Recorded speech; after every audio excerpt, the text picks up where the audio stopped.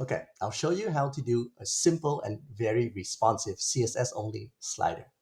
It works horizontally, and I'll show you how to do it vertically as well in 5 minutes. Okay. All right. So if we look on the right, very simple HTML, one slider wrapper. Inside I have two divs. One div slider holds all the images. The other div are these three blue dots and their anchor elements with the href matching the IDs of each image. Okay. Because when we click an href, it moves or scrolls the page to match the ID of any element. And this gets affected by CSS scroll behavior. So we're going to take advantage of that. In CSS, I'll delete everything. We'll start from scratch. I'm going to style from top down to bottom. Okay, select this class. User select none. I don't want them to move using arrow keys. And then position relative, we need that for later. Border, 50px, ridge, ridge. I like Dodger blue, like this. Okay, so now we're done with that. We're gonna style our slider div. We want it to be display flex. So dot slider display flex. Okay. We need to change the aspect ratio to the most common one so it looks better. 16/9. Okay. We need to take care of our overflow X and Y for it to be hidden. See? Now, here comes the cool part. Scroll behavior smooth.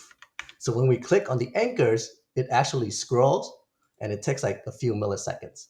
All right, that's the slider. Let's look at our images. Image.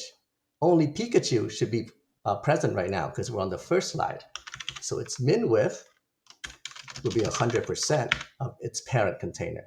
There you go. And then it looks ugly. Object fit.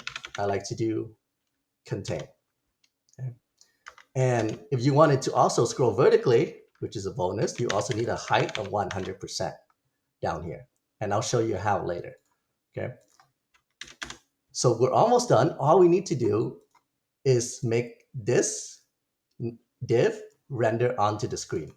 So .btn-nav, and also select the anchor elements. Okay, we wanted position absolute. That's why we had position relative on the blue border container. Okay, and we wanted display flex because we want the dots to be laid out horizontally. Right. Let's give it a gap of 1 em. How come nothing's on the screen? Even if I do left 50%. That's because our anchor elements are empty inside. But we can make them have a width of 1 rem and also height 1 rem. Background color, let's do red. Border radius, let's do 50%. Okay. Now we see them here. Let's truly center them with transform, translate X, negative 50% to offset. And let's bring it from the bottom, 5%. All right, that's actually all we need. Okay, when we click, it slides because of scroll behavior smooth right here. And this has to go on the parent. If you put it on the image, it's not gonna work. Okay, see? So you have to put it on the direct parent itself.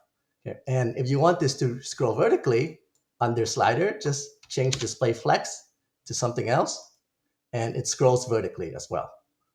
Cool, right? And it's responsive.